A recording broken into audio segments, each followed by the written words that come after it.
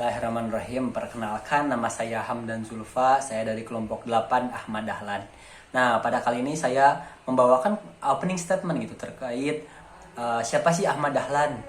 Nah, di dalam video ini gitu kan, Ahmad Dahlan itu sebagai apa, siapa, kapan dia lahir, bagaimana cara dia berpolitik, bagaimana cara dia hidup gitu, bagaimana cara dia survive di kehidupan masa lalu gitu. Dan lu juga apa nih organisasi yang dia bangun gitu. Lalu kita juga bisa mempelajari nih banyak hal gitu, bagaimana cara dia berorganisasi gitu. Terus gimana sih organisasi yang dijalankan tuh, yang dia bangun itu seperti apa sih cara berorganisasinya gitu, dan lain sebagainya gitu kan. Nah, maka dari itu mohon dengarkan teman-teman saya yang akan menjelaskan nantinya gitu. Maka dari itu saya persilahkan kepada teman-teman saya untuk menjelaskan seluk-beluk secara lebih dalam dan mendetail tentang Ahmad Dahlan itu sendiri. Maka dari Kiai Haji Ahmad Dahlan lahir dengan nama Muhammad Darwis pada tahun 1868 di Yogyakarta. Ia berasal dari keluarga ulama dan sejak kecil sudah diajarkan ilmu agama oleh ayahnya. Semangat belajarnya luar biasa, ia dikenal tekun, cerdas, dan memiliki rasa ingin tahu yang tinggi. Pada usia 15 tahun, Darwis berangkat ke Mekah untuk menunaikan ibadah haji sekaligus memperdalam ilmu agamanya. Di sana ia belajar dari para ulama besar dan mulai mengenal pemikiran-pemikiran pembaruan Islam. Sekembalinya ke tanah air, ia mengganti namanya menjadi Ahmad Dahlan sebagai simbol perubahan dan semangat baru dalam menyebarkan Islam yang lebih maju dan rasional. Saya di sini akan melanjutkan pembahasan yang telah dibahas oleh rekan saya tadi. Tanpa berlama-lama, let's check it out. Nah guys, tadi kan sudah dibahas oleh rekan saya gimana aja sih masa kecilnya Ahmad Dahlan dan gimana aja perjalanan beliau ke Mekah. Nah di sini sekarang kita lanjut aja kepulangan dia dari Mekah dan melanjutkan kehidupannya di Indonesia ini. Setelah pulang ke Indonesia ini, beliau melakukan atau ingin melakukan pembaharuan di Indonesia karena beliau juga melihat bahwa persoalan pendidikan itu sebagai akar utama yang menyebabkan bangsa Indonesia, terutama agama atau umat Islam, tertinggal. Nah, oleh sebab itu beliau berdakwah untuk sebagai bentuk sarana pendidikan tersebut. Di sisi lain, sebagai pendakwah, beliau juga menjadi pedagang batik, ya. Dan setelah itu, beliau juga mendirikan organisasi, yaitu organisasi Muhammadiyah.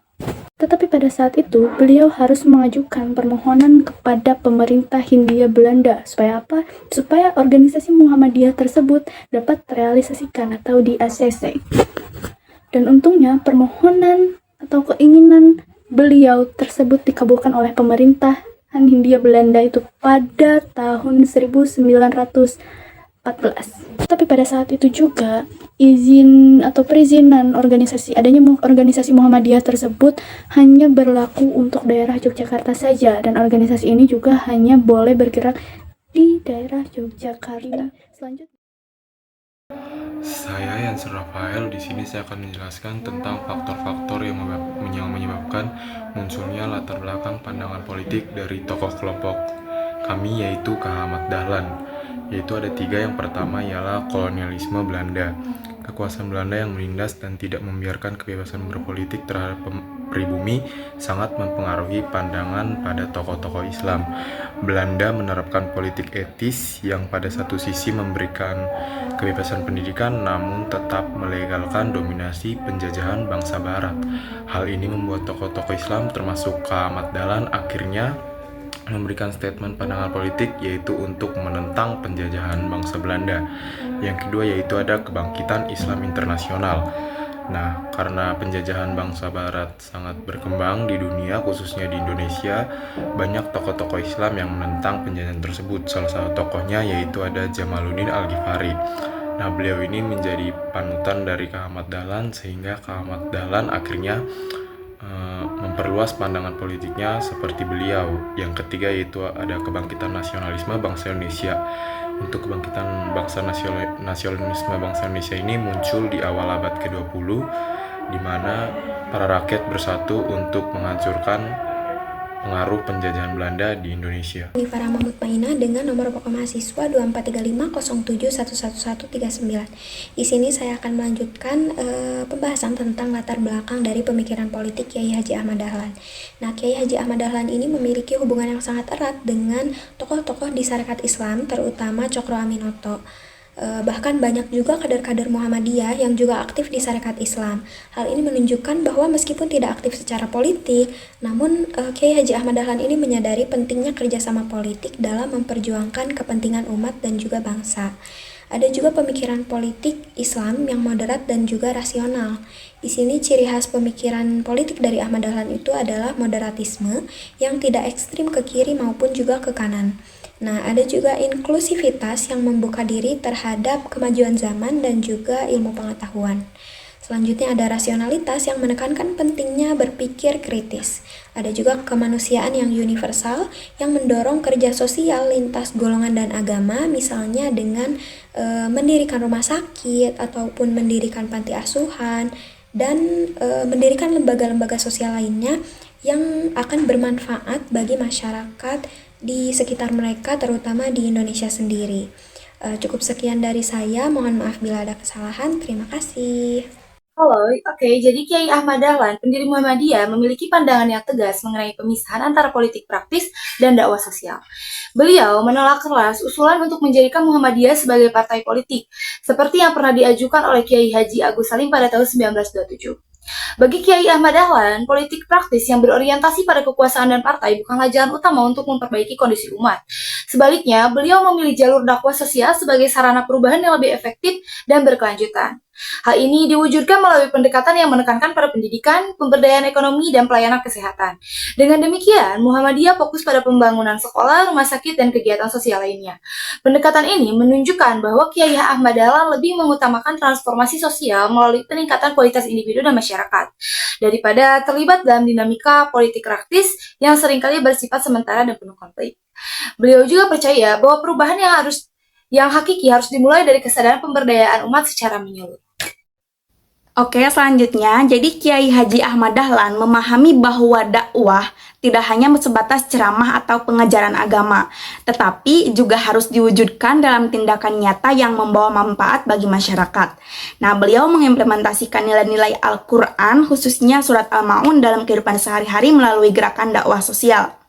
Nah, dalam bidang pendidikan, Muhammadiyah mendirikan sekolah modern yang menggabungkan ilmu agama dan pengetahuan umum dengan tujuan mencerdaskan umat dan membebaskan mereka dari kebodohan.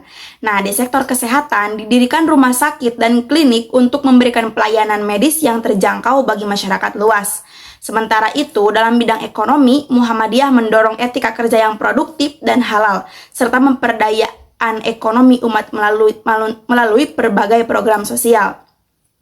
Nah, pendekatan dakwah sosial ini menunjukkan bahwa Kiai Dahlan berkomitmen untuk membangun masyarakat yang mandiri, sejahtera, dan berakhlak mulia. Beliau percaya bahwa perubahan sosial yang berkelanjutan hanya akan membuat masyarakat lebih sejahtera dan sentosa. Kiai Haji Ahmad Dahlan memiliki konsep politik yang menekankan pada politik adiluhung atau high politics, yaitu politik yang berlandaskan nilai-nilai agama dan moralitas tinggi. Beliau menolak politik yang sekadar berorientasi pada kekuasaan atau terlibat langsung dalam partai politik, melainkan lebih fokus pada dakwah dan gerakan sosial untuk membangun masyarakat yang beradab. Persinggungan paling awal Muhammadiyah dengan politik bisa jadi bersumber dari keterlibatan mereka di dalam Majelis Syuro Muslimin Indonesia atau Masyulu. Pandangan politik Ki Haji Ahmad Dahlan menekankan pada peran Muhammadiyah sebagai gerakan dakwah dan kebangsaan yang aktif dalam membangun masyarakat yang adil dan sejahtera. Muhammadiyah tidak terlibat dalam persaingan politik praktis, tetapi tetap berperan dalam memberikan kritik konstruktif dan mendukung kebijakan pemerintah yang menguntungkan masyarakat. Ki Haji Ahmad Dahlan juga menekankan pentingnya pemberdayaan masyarakat melalui pendidikan dan berbagai kegiatan sosial, sehingga mereka dapat berpartisipasi aktif dalam pembangunan bangsa. Dalam perjuangan kemerdekaan, Kiai Haji Ahmad Dahlan aktif dalam perjuangan kemerdekaan Indonesia. Beliau menjadi anggota Budi Utomo, organisasi pergerakan nasional pertama di Indonesia, dan menjadi anggota Syarikat Islam. Kiai Haji Ahmad Dahlan juga menjadi salah satu tokoh yang paling berpengaruh dalam perjuangan kemerdekaan Indonesia. Dengan menjadi anggota Budi Utomo dan Syarikat Islam, Kiai Haji Ahmad Dahlan telah menunjukkan komitmennya terhadap perjuangan kemerdekaan Indonesia. Beliau juga telah menjadi salah satu tokoh yang paling berpengaruh dalam perjuangan tersebut. Yang kedua, berdasarkan pemikiran politik. Kiai Haji Ahmad Dahlan memiliki pemikiran politik yang progresif untuk zamannya. Beliau percaya bahwa Islam dan nasionalisme dapat berjalan bersama dan bahwa kemerdekaan Indonesia harus diperjuangkan dengan cara-cara damai. Kiai Haji Ahmad Dahlan juga percaya bahwa pendidikan dan sosial adalah kunci untuk mencapai kemerdekaan Indonesia. Dengan memiliki pemikiran politik yang progresif, Kiai Haji Ahmad Dahlan telah menunjukkan bahwa ia adalah seorang tokoh yang berpikiran maju dan memiliki visi yang jelas untuk masa depan Indonesia. Melalui cara-cara sosial. Kemudian, pendidikan dan sosial. Kiai Haji Ahmad Dahlan juga berperan dalam bidang pendidikan dan sosial. Beliau mendirikan sekolah-sekolah Muhammadiyah yang menjadi salah satu lembaga pendidikan terbesar di Indonesia. Kiai Haji Ahmad Dahlan juga percaya bahwa pendidikan dan sosial adalah kunci untuk mencapai kemerdekaan. Mendirikan sekolah-sekolah Muhammadiyah ini, Kiai Haji Ahmad Dahlan menunjukkan pendidikan dan sosial. Beliau juga telah menunjukkan bahwa beliau percaya pendidikan dan sosial adalah kunci untuk mencapai kemerdekaan Indonesia. Dan Muhammadiyah dapat menjadi wadah bagi masyarakat Indonesia untuk berkumpul dan berjuang bersama-sama. Baik, di sini saya akan melanjutkan pemaparan mengenai pengaruh Kiai Ahmad Dahlan terhadap politik kemerdekaan di Indonesia. Nah, jadi Kiai Ahmad Dahlan ini memiliki pengaruh yang signifikan terhadap bidang politik.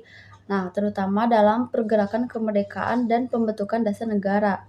Lalu beliau juga aktif dalam berbagai gerakan politik dan juga organisasi, termasuk menjadi anggota BPUPKI yang berperan dalam penyusunan Pancasila. Selain itu, Kiai Ahmad Dahlan juga mendirikan Hizbul Wathan, yaitu sebuah gerakan kepanduan yang juga memiliki dimensi politik. Nah, lalu Kiai Ahmad Dahlan juga berperan aktif dalam pergerakan kemerdekaan Indonesia. Nah, beliau terlibat dalam berbagai organisasi dan gerakan yang bertujuan untuk mencapai kemerdekaan dari penjajahan kolonial. Nah, sebagai anggota BPUPKI, Kiai Ahmad Dahlan turut berkontribusi dalam penyusunan Pancasila yang menjadi landasan bagi persatuan dan juga kesatuan bangsa. Nah, secara keseluruhan, Kiai Ahmad Dahlan ini memiliki pengaruh yang besar dalam bidang politik melalui berbagai kegiatan dan juga organisasi yang ia dirikan. Beliau juga tidak hanya berperan dalam pergerakan kemerdekaan, akan tetapi juga dalam pembentukan dasar negara dan kehidupan berbangsa dan bernegara. Jadi dengan demikian, Kiai Ahmad Dahlan ini dan juga Muhammadiyah telah memberikan kontribusi yang signifikan terhadap politik kebangsaan di Indonesia, baik secara aspek pendidikan, sosial, maupun juga politik. Terima kasih. Pemikiran politik Kiai Haji Ahmad Dahlan, relevansinya gitu. Yang pertama itu adalah pendidikan sebagai pilar kemajuan. Kiai Haji Ahmad Dahlan menekan pentingnya pendidikan yang menggabungkan ilmu agama dan ilmu umum gitu. Saat ini Indonesia sedang menghadapi tantangan dalam meningkatkan kualitas pendidikan, terutama dalam menghadapi era digital dan globalisasi gitu. Dan yang kedua itu ada Islam moderat dan toleransi. Dalam konteks politik dan sosial, pemikiran Ahmad Dahlan tentang Islam yang moderat dan inklusif sangat relevan dan menjaga harmoni di tengah keberagaman Indonesia seperti itu. Dan yang ketiga ada peran teknologi dalam dakwah dan pendidikan. Ahmad Dahlan mengajarkan bahwa Islam harus adaptif terhadap perkembangan zaman seperti itu. Saat ini Muhammadiyah telah memanfaatkan teknologi digital untuk dakwah dan pendidikan, seperti platform e-learning dan media sosial lainnya gitu. Dan yang terakhir yaitu ada kemandirian ekonomi dan sosial. Ahmad Dahlan juga menekankan pentingnya kemandirian ekonomi bagi umat Islam. Di era modern, konsep ini relevan dalam mendorong penguatan ekonomi berbasis komunitas seperti koperasi syariah dan usaha mikro yang berlandaskan prinsip keadilan sosial. Mungkin itu saja yang bisa saya sampaikan. Saya Fauzi Rizky Ramdhani dari kelompok 8 yang membahas tentang relevansi pemikiran politik Kiai Haji Ahmad Dahlan. Sekian, terima kasih. Wassalamualaikum warahmatullahi wabarakatuh. Saya Aditya Febriansa. Di sini saya akan melanjutkan pemaparan dari teman saya. Saya di sini akan memaparkan tentang relevansi pemikiran politik Ahmad Dahlan di Indonesia saat ini. Nah, pemikiran Kiai Haji Ahmad Dahlan yang menempatkan pendidikan sebagai jalan pembebasan dan juga pencerahan masih sangat relevan, karena tantangan pendidikan masih menyisakan ketimpangan, keterbelakangan dan juga krisis karakter. Pemikiran Ahmad Dahlan mengingatkan bahwa pendidikan itu harus membebaskan manusia dari kebodohan struktural, kemiskinan dan juga ketertundukan terhadap kekuasaan. Gagasan ini berakar pada pemahaman bahwa kebangkitan suatu bangsa itu didasarkan atas sumber daya manusianya itu sendiri. Namun kenyataannya saat ini akses pendidikan itu tidak merata, belum merata gitu, terutama di daerah-daerah terpencil. Ini berlawanan dengan visi Ahmad Dahlan yang mengupayakan pendidikan untuk semua tanpa memandang status sosial. Nah, pemikirannya juga menekankan pentingnya pendidikan sebagai alat pemberdayaan lokal. Melalui pendidikan, Ahmad Dahlan ingin menciptakan manusia-manusia yang merdeka, baik secara intelektual maupun sosial. Assalamualaikum warahmatullahi wabarakatuh. Perkenalkan, nama saya Sinta Nuraini dengan NPM 2435071111002. Di sini saya akan memaparkan terkait kesimpulan dari materi-materi yang telah rekan-rekan saya paparkan sebelumnya. Kiai Haji Ahmad Dahlan adalah tokoh pembaruan Islam yang tidak hanya berperan dalam bidang keagamaan saja, namun beliau juga berperan dalam bidang pendidikan dan berkontribusi penting dalam pemikiran politik kebangsaan. Nah, latar belakang pemikiran politiknya sangat dipengaruhi oleh kondisi politik sosial Hindia Belanda yang mendorongnya untuk membangkitkan kesadaran umat melalui pendidikan dan dakwah. Nah, beliau juga menekan pentingnya pemisahan antara politik praktis dan dakwah. Ia juga memilih untuk tidak terjun langsung dalam kekuasaan, namun tetap berkomitmen mendorong perubahan sosial dan kebangsaan melalui pendekatan moral dan pendidikan. Nah, konsep politiknya berakar pada ajaran Islam yang mengedepankan nilai-nilai keadilan, persatuan, dan tanggung jawab sosial. Pengaruhnya terhadap politik kebangsaan Indonesia terlihat jelas dalam perannya membangun kesadaran umat dan membentuk kader-kader bangsa melalui Muhammadiyah.